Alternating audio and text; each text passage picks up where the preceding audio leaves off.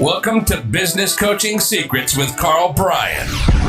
If you want to attract new high-end coaching clients, fill live events, and build a wildly profitable coaching practice where business owners pay, stay, and refer, you've come to the right place. In this podcast, Karl provides his keys to the kingdom for finding and signing high-paying clients and building the coaching business of your dreams. Here we go. Hey everybody, welcome to another episode of Business Coaching Secrets with the man, the myth, the wizard of the business coaching industry, not Harry Potter, Karl Bryan. That's next week. Next week, Harry Potter will be here, but this week we have the one and the only Karl Bryan. There you go. Road Dog.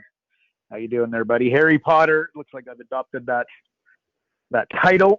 Well, let's go with it, buddy. You're a bit of a wizard, right? Like when I think wizard, is it wizards that are so short, or is it what is it? They're intelligent, Road Dog. They're intelligent. So let's go with that. Maybe short and intelligent. So there you go. Let's run with it, Chiefs. All right. Enough shenanigans to start the show.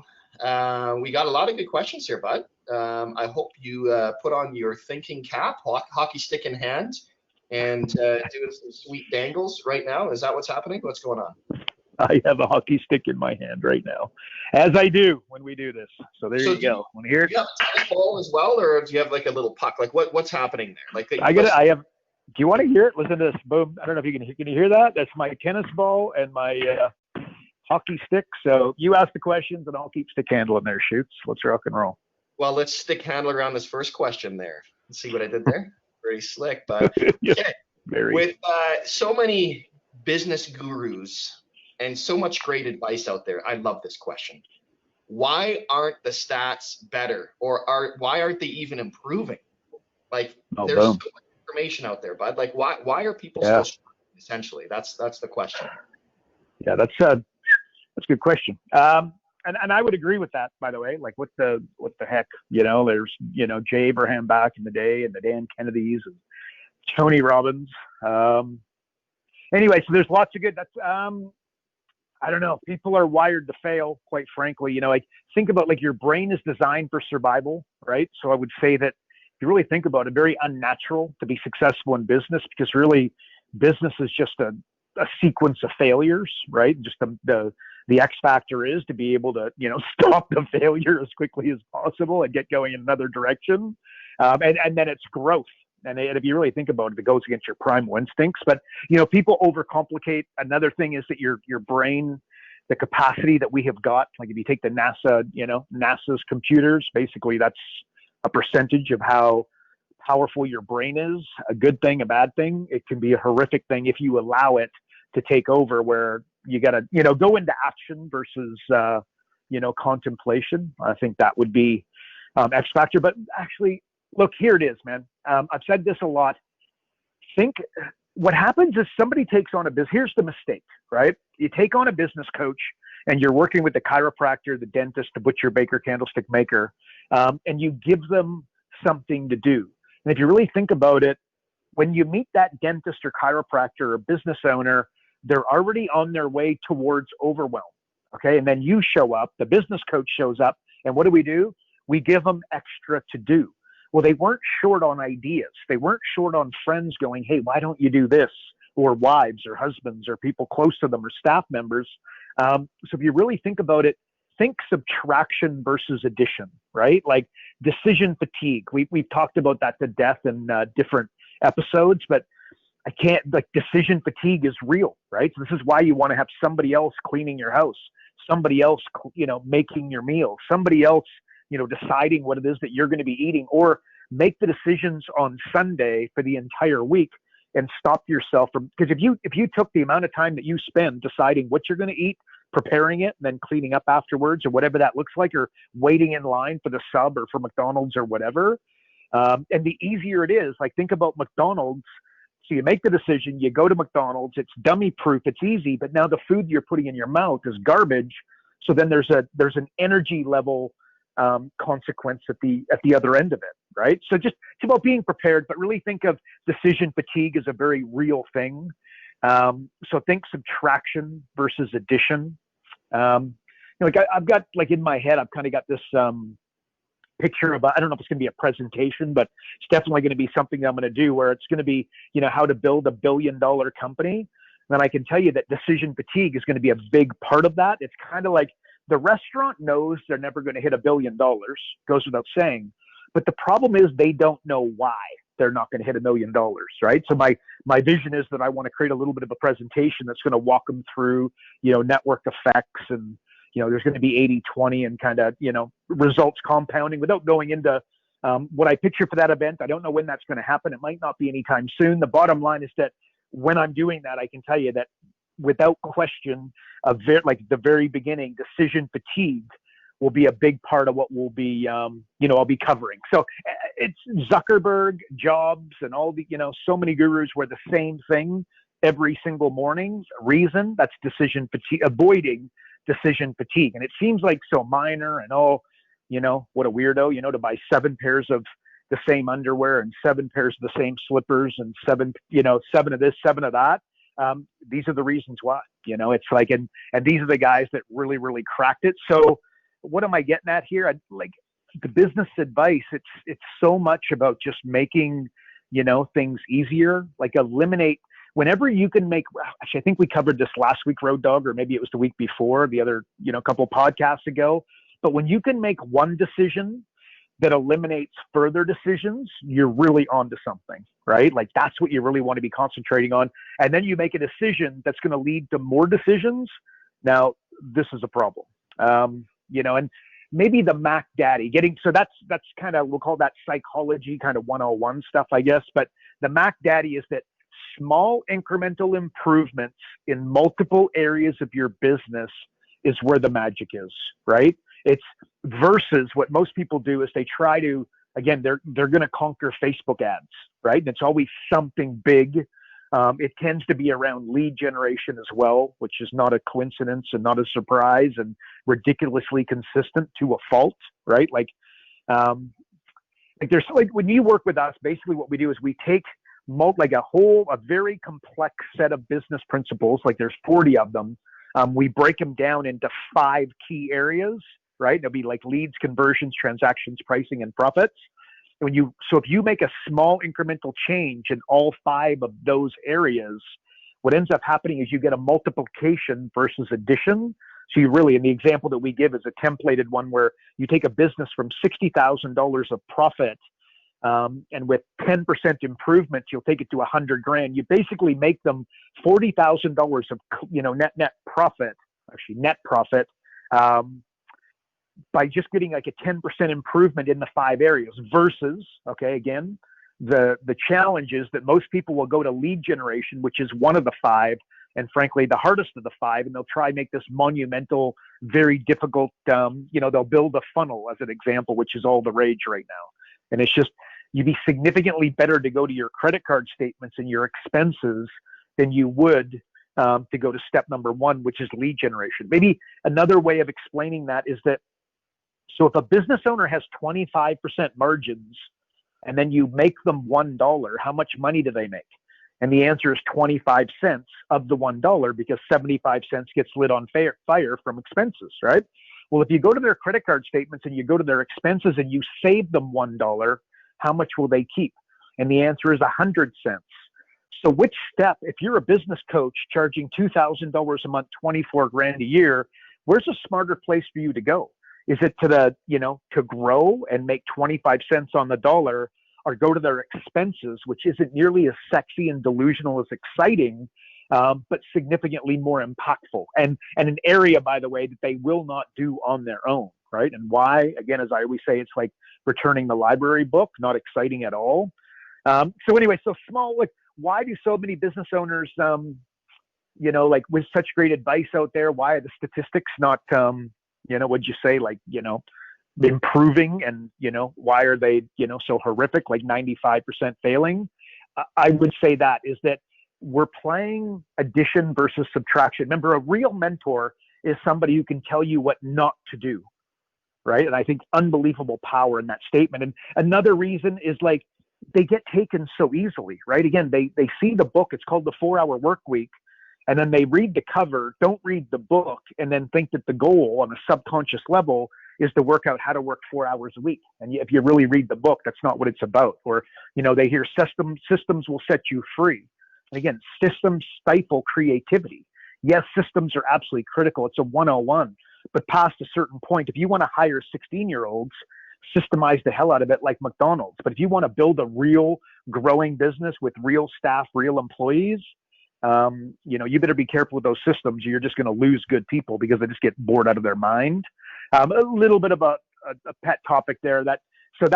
Multiple streams of income. I talked to that one at death. Again, if you're in a hurricane, you'll grab onto any tree. And I feel like that's what's happening a lot out there.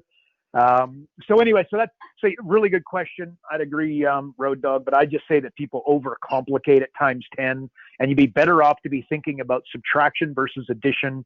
And that decision fatigue is absolutely freaking critical. So that's what I'd say, bud. That's what I'd say, man. Bit of a rabbit hole there for you, bud. Bit of a rabbit hole. Hey, just to go down that rabbit hole a little further, just real quick, because we know a lot of this stuff too is mindset, right? Obviously, why people don't do everything else. I heard a really good one from a mentor of mine the other day, and he said, "You're not in a slump, you're just in a bad state, and you got to nip that in the bud as soon as you can." And that I think is huge, right? It's like everyone say, "Oh, I just can't catch a break," or "I'm in a slump," or what. No. Well, I would go back to what I like, because your mind is designed for survival. So really, it's about it's more like based around fear, right? Which is what you're saying there, right? Where you're in a state of fear, as opposed to a state of opportunity, abundance, like growth, like, oh my gosh, look at all these opportunities. It's if you go to your default, you're going to go to negative. To go to positive growth, abundance it's totally counterintuitive. It's a muscle that you need to grow, just like when you hit the gym. So yeah, agreed, man. I like that. Yeah, and real quick, you mentioned network effects a lot, and I was thinking about it actually this weekend, and I was trying to figure out, because I'm like, man, I got to ask Karl, like, do you have any book recommendations on network effects in terms of where you can learn more about it? Is there anything that comes to mind? There is actually one book that's actually recommended to me. God, I can't remember the name of it. But you know what you really should be doing is actually I think the book is Exponential Organizations, I think is what it's called. Look that one up. But let me tell you, versus that, what I would be doing is I would be hitting letters to shareholders. And that's, Google, Jeff Bezos. If you study the company of Amazon, that will be a 101 on network effects. So that's what I want to encourage. That's the answer. I don't know that there's a book that can hold a candle, because remember, a book, it's like Michael Gerber, right? Poor bugger. I rail on him a little bit, but like, he's never built a company, right? Great book, never built a company. So I'm sorry. Just Michael Gerber is he's not my guy, not going to be my guy, the end. I want to learn from somebody who's freaking done it, right? And that is Jeff Bezos and the Google boys and Warren Buffett, et cetera, on steroids. So letters to shareholders is a place that I'd send you. And Amazon, Jeff Bezos being the stud. So that's my answer. So when you're looking at those statements, is there anything in particular that I should be paying attention to? What do you mean? What do you mean? The shareholder stuff. Yeah, Jeff Bezos. If you look at the original, right? The stuff that, whatever it is, a couple decades old by now. Basically, he's never wavered from his original game plan. Right? Despite being called Amazon.scam, and you can remember all the headlines and everybody anticipating the failure, including me, by the way, sitting there going, can these guys really survive? And back then, did I really, was I sitting there, contemplating whether Amazon was going to survive or not? No. But was my default that, look, with everybody saying this Amazon.scam and all this, are they really going to be able to continue to raise money at the level that they need it to be able to survive? And I was like, I don't know. So that's really what they're saying. But if you just network effects in a sentence is basically every new client that comes on improves the experience for the other clients, okay, the existing clients. So what does that mean? Think of a telephone, okay? If you have a telephone and nobody else does, very useless. If you and I have one, it's a walkie-talkie. If everybody on the planet has a phone, imagine how that dramatically improves your experience as everybody continues to go and pick one up and be able to use it, right? Like my dad, for instance, before this call, I had to do a little pause when we did our behind the scenes one with just our clients. And I'm like, guys, just hang on a sec. My dad literally does not have it. Actually, he has a cell phone now. He just doesn't know how to use it. And to phone the thing, it's constantly off. Anyway, so like that's an example of how, a phone isn't quite so, amazingly useful in my own family when my dad can't operate a cell phone and can't get a text message, right? So that's it. And then, so another example, maybe more relevant for those listening. Okay, think of a Facebook group, right? Like my Facebook group had 10 people, was useless. When it had 100 people, it was like, okay. And now that it's got, 1,000 clients at it, if you go and post something today, my clients will answer the question on behalf of us. And by the way, like one guy will answer that's a funnel expert, and then somebody else will answer who's a psychology expert, and then somebody will answer. So it's coming from all these different angles. So do you see how the Facebook group, the experience improves as more people enter it, right? And by the way, they've all kind of got a very, like they're all trying to build multiple six figures, and my unicorns build 7-figure coaching businesses. Imagine how powerful that is, right? But it had to get started somewhere, and very few people, the thing's also, I don't even know, I've been approaching a decade old. So again, and people have come and gone and that sort of stuff. And yeah, you can imagine how much more powerful it is now. So with 1,000 clients almost, all helping one another out. So that's an example. Go, Doug. Okay, and then just on that real quick, now I'm in the rabbit hole. So thank you. All of these podcasts have given me the experience of just listening to you, of going down rabbit holes that I've now gone down my own rabbit hole. Congratulations. Well done. There's some carrots and salary waiting for you, Shoots. Oh my God. So with that in mind, now you talk about, like you're building up, right? So you've gone from 1 to 1,000. So obviously, like, be it a group coaching program as an example, it's the same deal, right? Like people are like, exactly. Oh my God, how am I going to start a group coaching program with only one person, right? And, exactly. And they almost pause and hesitate. So aside from it, because my whole suggestion to that is, well, whoever's coming into your group program and there's only one of them, well, they're getting you at a massive discounted rate, right? Yep. To start with. But any other thoughts on that, just to kind of get around that mind? Well, yeah. So so if you've only got a few people, they're going to get more of your personal attention, right? Just as when I had 10 clients, you can imagine they could phone me, right? Well, now that we've got the number that we've got in 24 countries, et cetera, obviously my access is dramatically, diminished, or whatever that looks like. It's much harder to, get me on the phone. But so now I've got the Facebook group. So could you imagine if you kind of picture that threshold where we kind of went from one side of personal attention to now network effects working in our favor. And the trick is consistency, longevity. It's all that stuff, like the question you just asked, like, why do most people fail? It's because they're not in it for the long haul, right? Like every 5 years, they want to change their mind. They want to change their game plan. I just said Jeff Bezos for, literally 2 decades. He had the same vision 2 decades ago that he basically has today. And he's never wavered. Like, it's just, the power of that is freaking insane, right? And he's not, so what is he spending his day doing?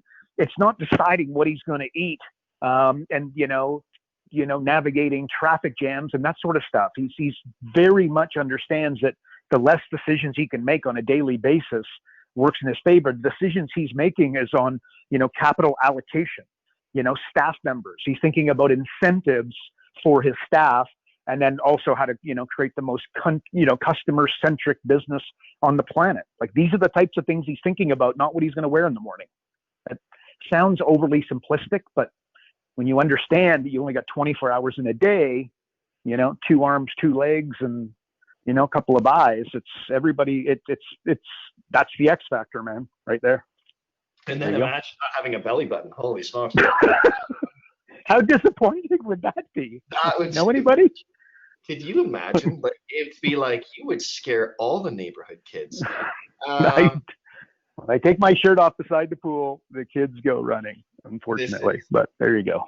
No belly button for me. Go. All right. Let's go. All right. So now you talked about staffing there for a second. So this actually ties into the next question. Somebody wrote in and said, "Hey, I've heard you talk about the importance of a new staff member. Do you have a cheat sheet for bringing the right person on?" That's a good question. Cheat sheet. Look, I just start with this. First of all, I like the question because you got it when you're taking on a staff member. Again, it's funny how we come back to the same principles, but the same principles are always going to be the same principles and the fundamentals you should go to. You got to take this very seriously. And I don't think most people are looking for, who they can find as opposed to the right fit, right? Reasons come first, answers come second. So don't think that you're ever going to be ready to take on your staff member. You've got to pull the trigger and do it. And always remember, one A+ staff member is literally a pot of gold, right? And it's one kick butt staff member will replace 10 average ones. Actually, I was having a beers with a buddy on the weekend. That's one of the things he was asking me about. Like, he's got a construction company to do. He doesn't have any staff right now. Things have gone up, things have gone down. It's just the state of the nation, right? So he's had some success in his past. What he's really looking to do is he really wants to bring on this guy. He's got him pictured, and he was asking me, I'm going to bring on a guy. And then I'm like, okay, I've got to establish that little red arrow. You are here, right? Having a couple beers, but just understanding that. And then I can't remember, just the dynamics of it were that he was going to pay, like he's looking to pay this guy $150,000 a year. And I'm like, look, there's a saying in business, you get what you deserve, right? If you don't have a staff member and then you take on a staff member, the chances of that one person being your A+ guy are remote. And it's not impossible by any stretch of the imagination if you're 100% sure this is your guy, but my goodness, and it's not like he's making the kind of money that $150,000 could be lit on fire. Another challenge that I see, and I was explaining to him, here's what ends up happening, right? Remember, rule number 1 of investing is don't lose money. And rule number 2 of investing is what? See rule number 1, right? That's Warren Buffett. When you're taking on a staff member, think of that as investing. I don't think most people think of it that way. That's absolutely the way I see it. The same when you're buying advertising, that is an investment, or I think it's a very powerful way of looking at it. Here's what happens. You take on the staff member, you get 6 months into it, and it's not really working out. Remember, it's psychology. And then all of a sudden you're thinking to yourself, my goodness, like, because it's not like he's not going to do anything for 6 months. It's just that you're not monetizing it. Now you're roughly $75,000 into it, and it's really hard. It becomes progressively harder to chop that off at the knees and accept that you're going to lose the $75,000, and then that's not your right guy. So what happens is you end up doubling down on the individual that's not working at a real hefty price tag, in this instance of $150,000. And that's another reason why, committing that kind of dough. And the nuts and bolts of it is what I went to him and said is that you really got to be thinking of incentives as opposed to and most certainly not $150,000 guaranteed, right? Like, the opportunity to earn $150,000 is a given. Like, the guy needs to have a path to $150,000. It's just not $150,000, automatic. So thinking of incentives, like I got a guy approaching me right now, like he wants me to be, he wants to partner with me with his Facebook group, right? And I'm fundamentally going to pay for the privilege because he's got it well and truly built up. And then, so what I said to him is, little red arrow, you are here. How much do you want, for the sponsorship for the Facebook group, right? He says X. And then remember, you want to try and turn this into a little bit of a story. And not that I'm trying to sell him a story. It's more like, to his advantage. So what I said to him is, look, well, I'll commit like, roughly half of what you're asking for. But what I'm going to do is I'm going to pay you for every person that we bring in. I'll give you a bonus. So really, if we do half as well as you expect I'm going to do, you're going to end up making twice as much out of your sponsorship with me, right? So again, this is a capital allocation question, right? And frankly, incentives as well. But like, you see the way adjusted it so that he was going to be able to earn significantly more, but it was going to be, pretty obvious, through results. And of course, of his world, he's looking for a guarantee. But in my world, I'm also looking for a guarantee. So we'll probably be able to come up with something. We'll end up somewhere in the middle. But I encourage, so my buddy that I'm having beers with kind of explain that you want to understand incentives as opposed to just, a guarantee. And no doubt if you're a business coach, you're listening to that, you're going to understand that at a pretty high level. So, it's actually, so like here's the case, look, a cheat sheet. If you were to press me and you're like, okay, I'm going to take on a staff member, like what are the things that I'm looking for? I can tell you, like, bring it to 3 things. Number 1, can they do the job? Okay. This would be expertise. This would be experience. And very importantly, and where the ball is often dropped, is your training. Do you have the ability to help this individual, crush it in this role, right? So number 1, can they do the job? Number 2, will they do the job long-term, right? So how would I answer that one? Or how would I go deeper there? Passion, right? Like, does this person, are they here for the money, as an example, or are they here for the passion? Have you ever heard me talking about, bringing on a new staff member? The last thing that I'm going to talk to them about is how much they're going to earn. What I'm really going to talk about is how, this company's been around for, a decade and a half. I've been doing this for the better part of 2 decades. That my business partner and I have been in business for 12 years, never had a rough, overly rough conversation about like business stuff. It's like, oh my gosh, but like to each other, like we're like brothers, right? My staff, when my CTO has worked for me for 12, 13, like a long time, like 2008. So I guess that's 12 years, right? The other guys that have worked with us for 9 years, 8 years, 7 years. My bookkeeper's been with us for 7 or 8 years. My number 1 sales guy's been with us for 7 years. What am I getting at? I'm explaining that this is a family, and they have to want to come into that. And if they come in and they upset the family, they're big time doing the wrong thing. But what I'm really doing is also making them feel comfortable that this is a guy that wants to be around long term and really wants something stable and a company that he's going to be able to grow with.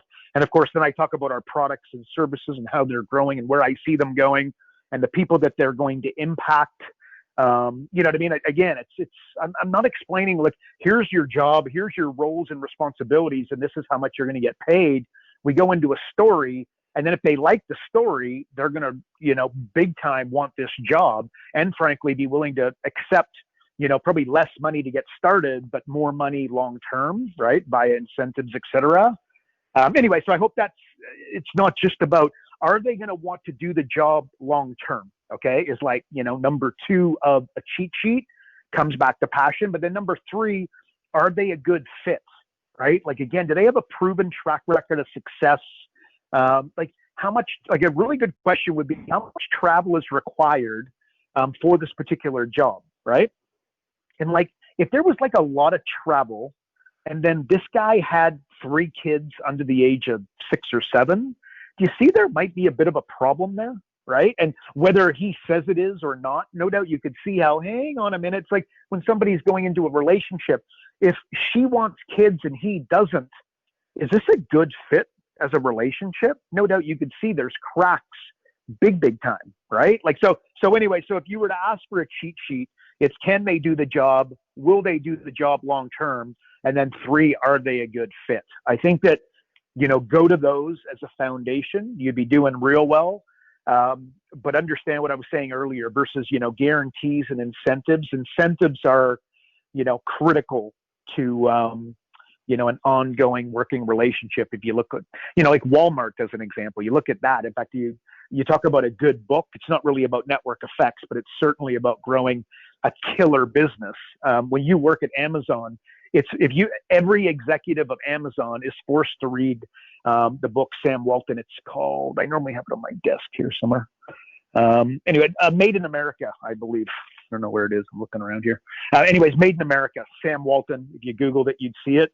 That's a bloody good book. But again, just understanding that he knew about incentives and he wanted people to, grow with the company and, become, go from, floor cleaners to management kind of thing. He had a process for doing that. So I hope that's a good answer. That's what I would give you as a cheat sheet as 1, 2, 3, but, really important that people take this very, very seriously. And I don't think it's taken nearly as seriously as it should. 1 A+ staff member is worth 10 average ones.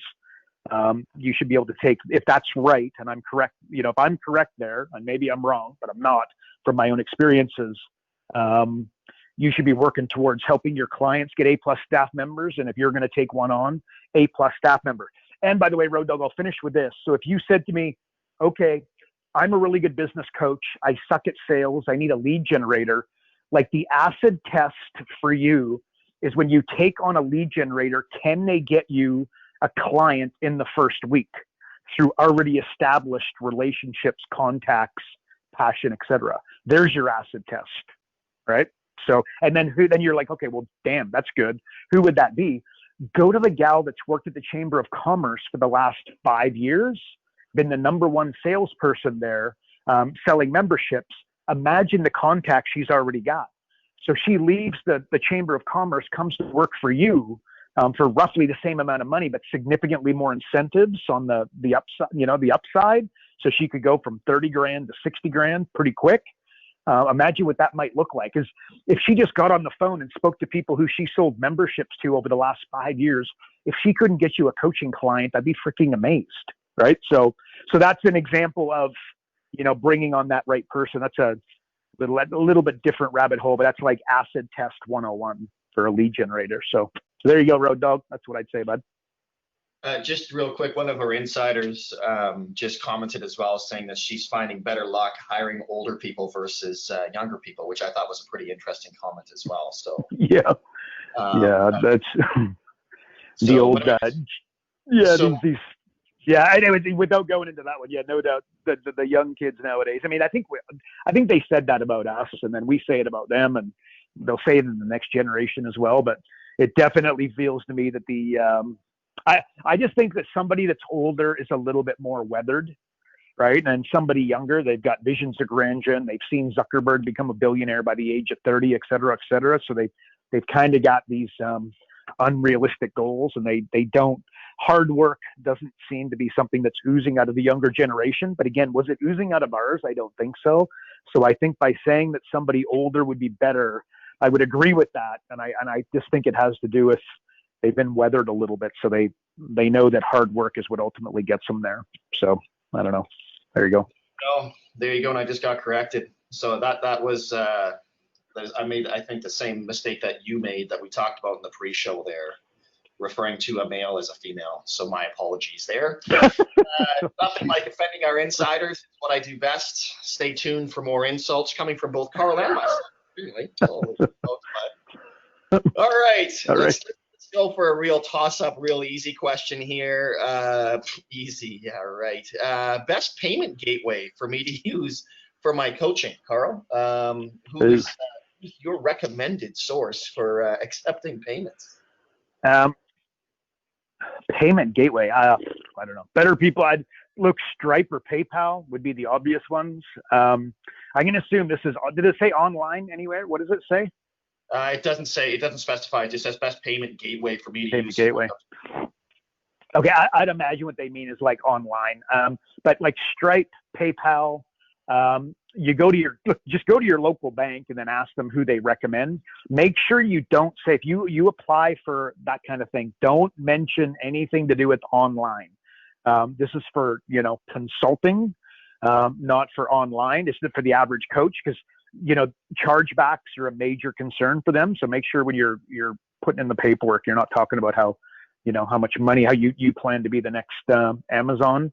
Make it 10 times harder for yourself to get approved. But look, the real obvious ones are Stripe and PayPal.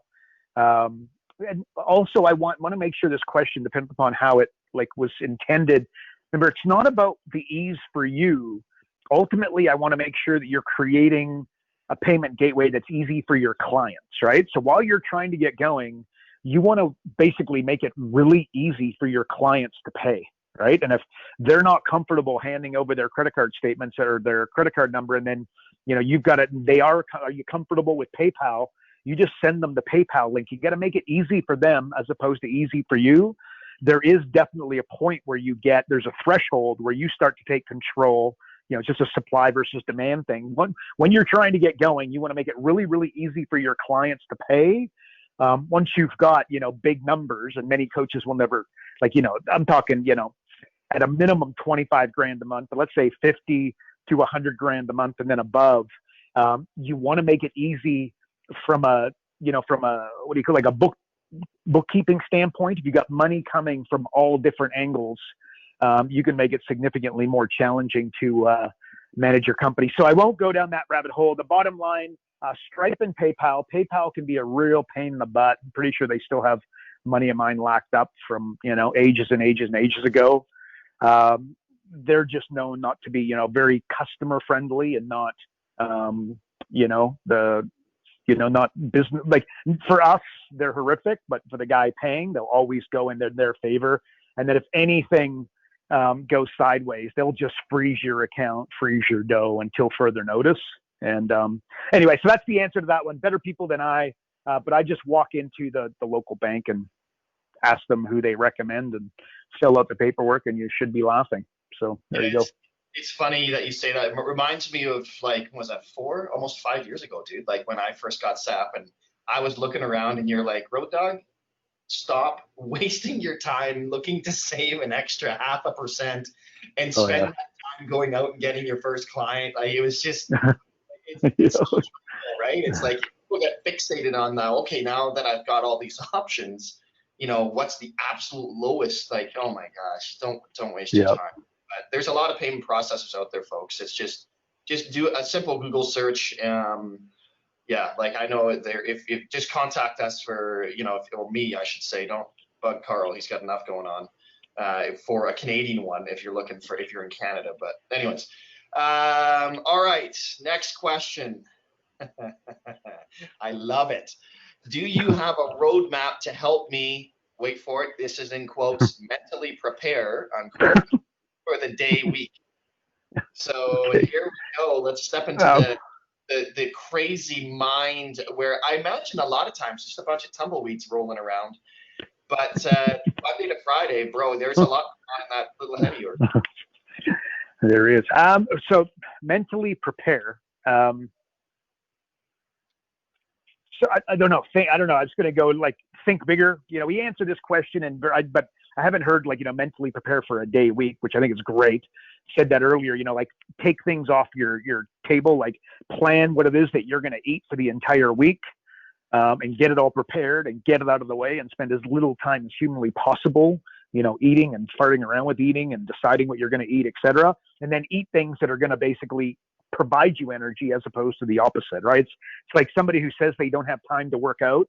Well, no, you don't have time not to work out, because when you work out, you'll be that much more productive for the day and you get that much more done, right? So it's this crazy story that people are telling themselves. But mentally prepare, I think, look, just think bigger. You ask a $3 question, you get a $3 answer. Start asking $30,000 questions. Like instead of talking to me about the online course you can build for $97, and by the way, we literally provide that $97 course for our clients, right? Like if you're a business coach, you should have a $97 a month program. You just shouldn't take the time to build it, because depending if you're going to be the next, online superstar, by all means. But realistically, are you? Build a $50,000 program and let us worry about the $97 program, right? But the bottom line is, if you're asking yourself a $97 a month question, that's the answer you're going to get. Whereas you might want to be thinking about the $50,000 question, which is, how can I find somebody to buy my $50,000 program? How can I convince them to buy it?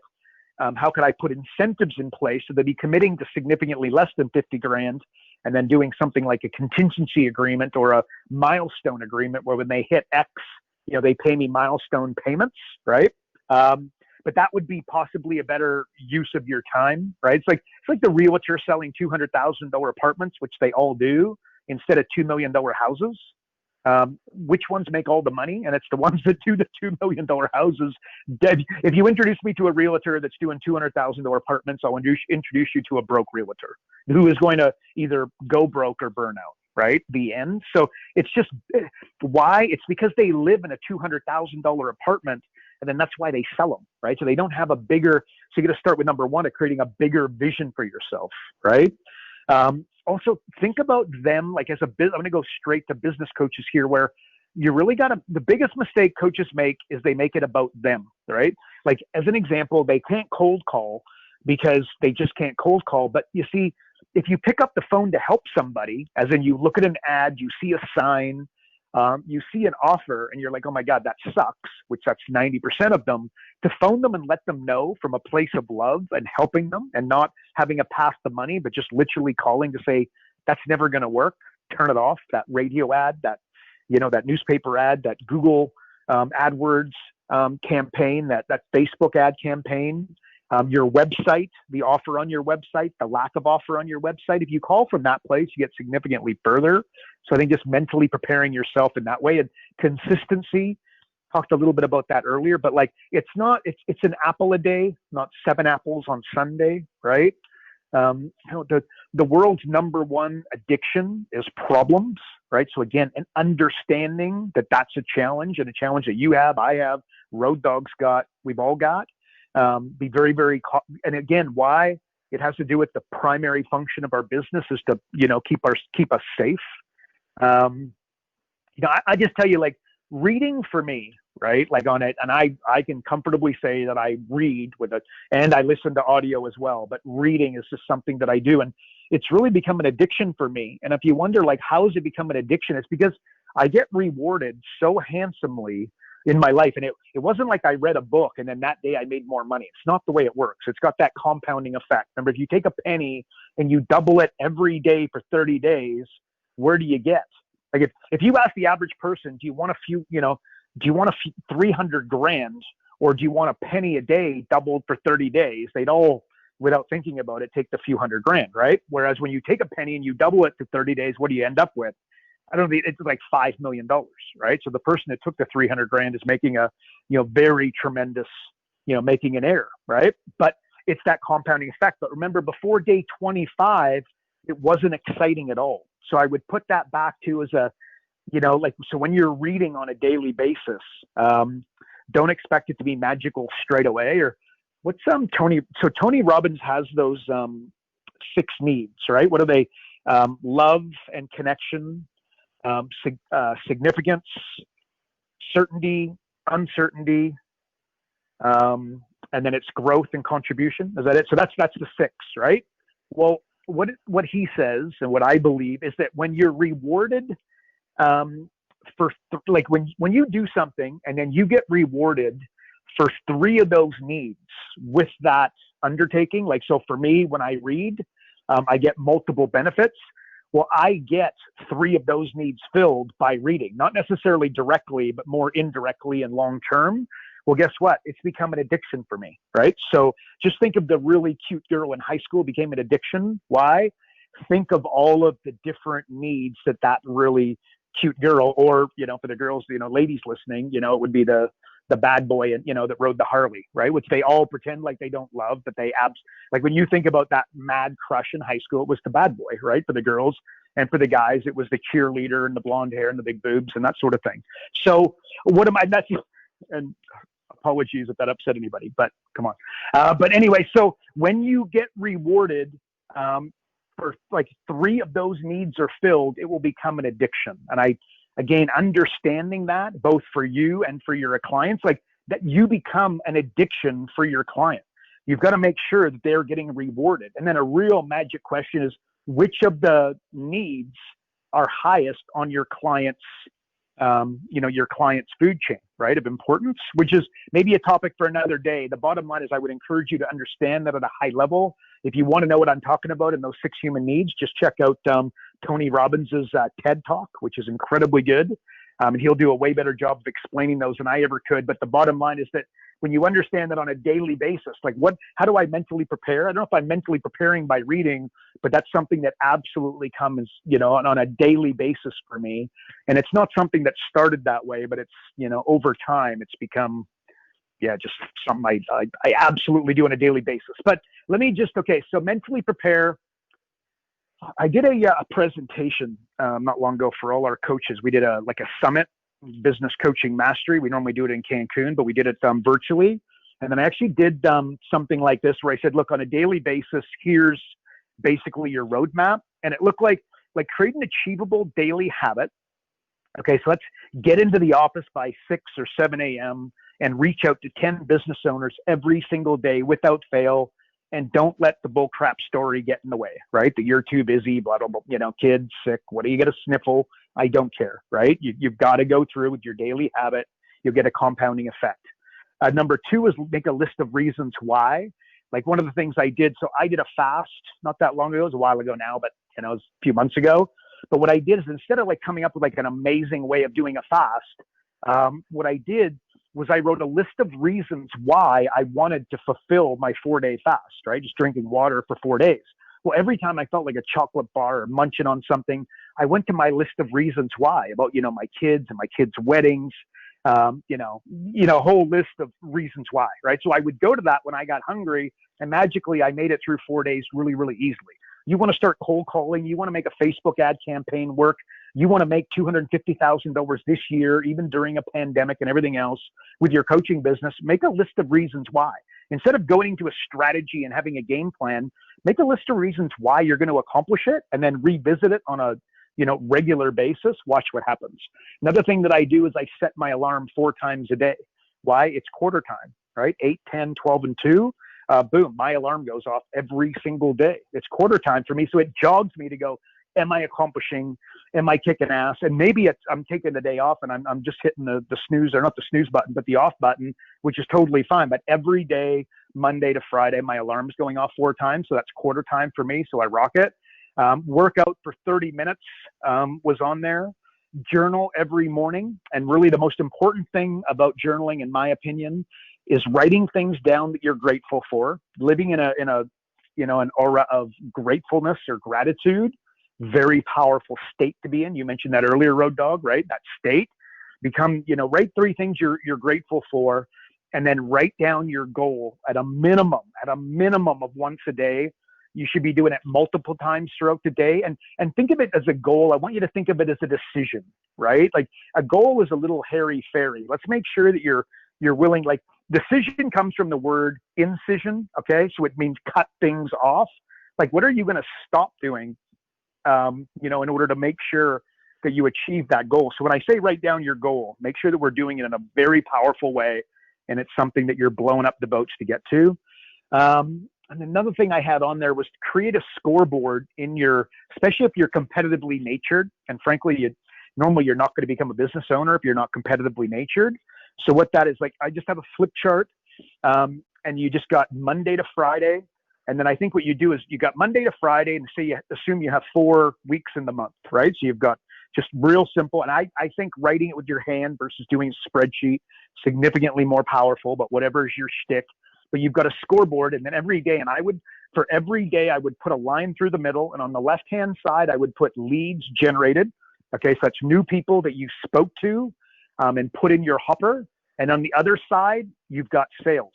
And you track that every single day. And very importantly, there's going to be days where you're going to generate 0 leads, and there's going to be days clearly where you're going to make 0 sales. You've got to write the 0 on there, right? Don't be a lightweight, and don't go, do 5 zeros on Friday, right? Very, very, you won't get the impact.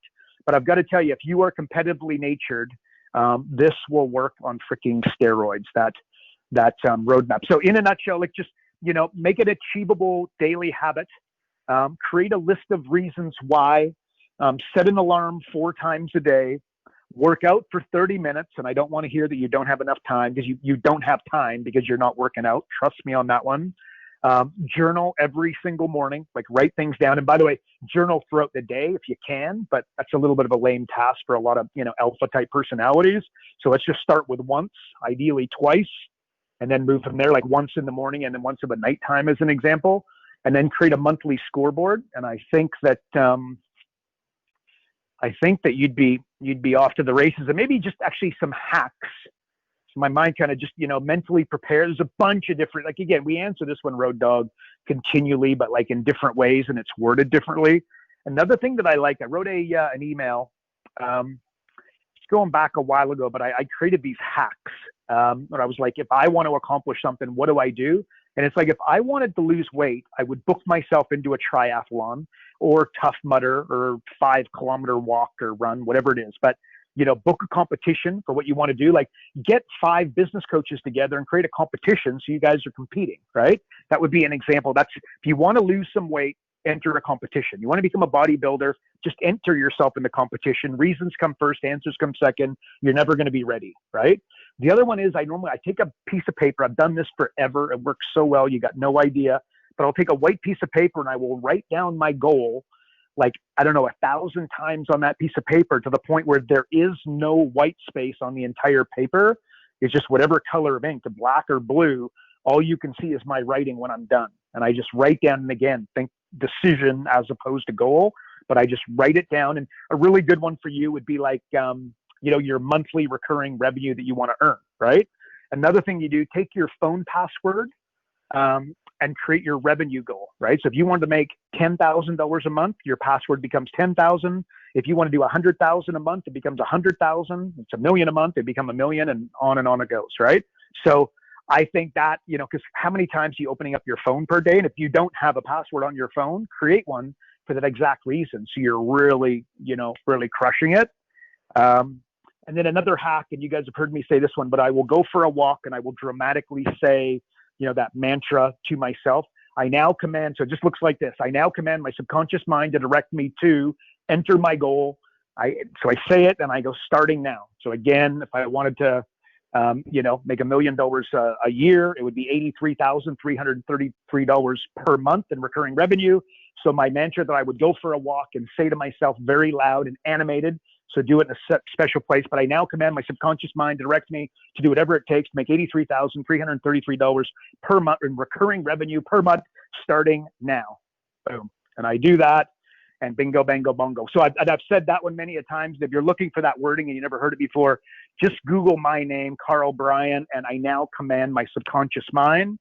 And you'll see it pop up there. I think it's day 205 or something like that. I had lots of people do that. They like it. So, and those other hacks would be in there. So Road Dog, a little bit.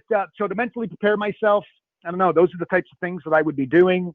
Are you going to be able to do all of them? Probably not. So maybe create your 1, 2, 3, right? If you want to be aggressive, create your 1 through 6. But the bottom line is be consistent, do it every single day, and magic can happen. So there you go, Road Dog. That's my answer, bud. What do you think? A couple things. You talk about habits. Are you a big Robin Sharma guy like I am, or no? Yeah, one of my favorite books is The Saint, the Surfer, and the CEO, Robin Sharma, freaking home run. So yeah, I love him, but I'm, him and Tony Robbins would have a lot of similarities. So I'm more of a Tony Robbins guy, as you know. But sure. The only reason I mentioned is his whole thing of it takes 66 days to actually form a habit, and the problem is that people believe it's 20 days. And his whole methodology is, and I love this quote, change is hard at first, messy in the middle, and gorgeous at the end. Cool. It's so cool because it's like, his whole well, again, he studied it, right? He says that for the first 20 days, it's not about building a new habit. It's about deconstructing your old habits and making space for that. And then the next 20 days are actually building that habit. And then the next 20 days, it's where it becomes automatic. So I just thought that was that's cool. Right? So yeah, when people like are like, well, I've done it for 20 days. Well, no, you've actually just sort of started tearing yourself apart for 20 days. So I wanted to bring that up. And the other thing I wanted to bring up, by the way, close on the penny a day thing. If you were to double a penny for 30 days, I did Google this, $5,368,709.12. So there you go, big shiz. It's close. I love it. Yeah, Very that's close. Powerful, right? But nobody, it's the compound. You're wondering how, it's compounding. So when you read every single day, don't expect anything to happen for a number of days, a number of weeks, and potentially could be a number of months. But when it starts to happen, you'll get a compounding effect and you literally become dangerous, right? Like write your goal down every single day. Let's assume for 30 days, you're not going to get anywhere for 25 days, but day 25, 26, 27, it really starts catching on, the dots start to connect. So just compounding is really powered to get a universal principle, right? 80-20, it's kind of 80-20-ish. And it's so powerful. Like it's a mental model, right? So just maybe a rabbit hole here, Road Dog, but what you got to do, if you take a billionaire and you sit them down, you go, how do you run your life? What do you do? They have these mental models that they run things through, right? So as an example, one would be 80-20. Another one would be around understanding compounding. Let's just go 80-20. And everything that they do on a daily basis, they run through, is this going to be part of the 80 or the 20? And then, of course, again, go deeper than that. And if you go 80-20, 80-20, 80-20, 80-20 four times, you get 150. So 1% of your activity derives 50% of your productivity. 1% of your clients drive 50% of your income, right? So, and that's your clients' businesses, and it won't be any different for them. You hear that, you're like, really? 1%, 50%? Are you sure? The challenge is taking that the magic is taking the microscope and putting it over top of the 20 to find the one. That's that little red arrow, you are here. That's the hard work, right? But you do that, magic happens. So what I'm getting at is that, again, business, like, billionaires are operating their lives off of mental models, whereas most people are not. Mental models isn't even, you have to Google it to understand what the heck it is, right? So they've got these mental models that they run their life by. And, oh God, I'll give you a couple of examples. Really, again, rabbit hole, we should probably talk about this another time, Road Dog, but it's really, really powerful, and it's just on a daily basis. So my question for you as you listen to this, and then my question for you, for your coaching clients, is are they operating their life off of a mental model, or more to the point, a series of mental models? And the answer is absolutely no, right? Like, maybe another example is if you went to buy a company. Okay, we've talked about that in the past. It's like somebody who knows how to buy a company has got a set of rules, right? And then they run that company through the rules. Does it fit X or is it Y? And I'm not going to look at it before they'll take it one step further, right? Like, this is something that they do. So it's not exactly the same, but it's very similar to having a mental model to operate off of. They've got a set of rules, and very few people have any rules. And that's a huge mistake. So there you go, Road Dog. That's, yeah, I like that. I'd encourage folks to be thinking about mental models, and I think we should come up with something here for the next one. Write that down for next time, because we've got to dive into that a bit. And I was going to say, typically they say close doesn't count, only in horseshoes and hand grenades, but you said 5 mil, I'll take it.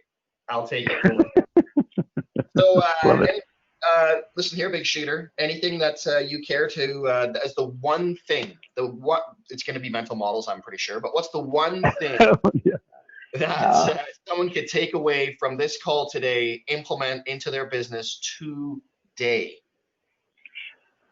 Okay, but mental models is something, again, I think, folks, we'll talk about that, Road Dog. We'll make a note of that. But so what would just creating a bigger, maybe just that, I don't think, like we were talking about mentally prepared, that kind of thing. I don't even know if I said this, I might have said it, but I think I grazed over top. But, in order to do all this stuff and start living by mental models, and even to be, to look at, Google's letters to shareholders and Jeff Bezos's, et cetera, I think you got to create a really big vision for yourself, right? Again, the average business coach is trying to work out how they can get a client this month, this week, right? They're trying to work out how they can make 6 figures on their own. And just that would be my equivalent of like a $3 question, getting a $3 answer. Set a vision for yourself to change the complexity of business in your city, in your state, and then potentially your entire country, right? Like that, a bigger vision for yourself, and then take that vision and multiply it by 10, and then work backwards from there. So I feel like that's the way to, that comes back to mental models and that kind of thing. Like just, really creating a massive vision for yourself. This is what the big dogs are doing. And that's what I'd encourage you to do. So that's my one thing, Road Dog. Well, the big dogs, you're the one talking about it. So you are the big dog, my friend. I want you to know that. So anyways, everybody, thanks for tuning in to another great episode of Business Coaching Secrets with the big dog, the big man on top of the hill, my boy, King Karl. And again, we mentioned a lot of references here to the insiders. If you're not on the inside and you're not getting access to the pre-show, or you aren't getting Karl's daily emails, or just want more information on how to build your coaching company, visit focused.com and subscribe today. Also, if you enjoyed the podcast, please share with a fellow coach or someone that you think might make a great coach, someone that's obviously great at sales, or just the highly motivated type. And of course, we'd appreciate it if you'd rate this episode, as we know that iTunes, Spotify, and the like give an insane amount of weight towards reviews. So please leave us a review. If you like what you heard, And that's it for another week. I can't believe it. That is it for another week, everybody. Remember, progress equals happiness. Take care, everybody. Karl Bryan built Profit Acceleration Software 2.0 to train business coaches how to find any small business owner more than $100,000 in 45 minutes without them spending an extra dollar on marketing or advertising. This becomes a business coach's superpower. So as a business coach, you'll never again have to worry about working with business owners that can't afford your high-end coaching fees. Check us out at focused.com.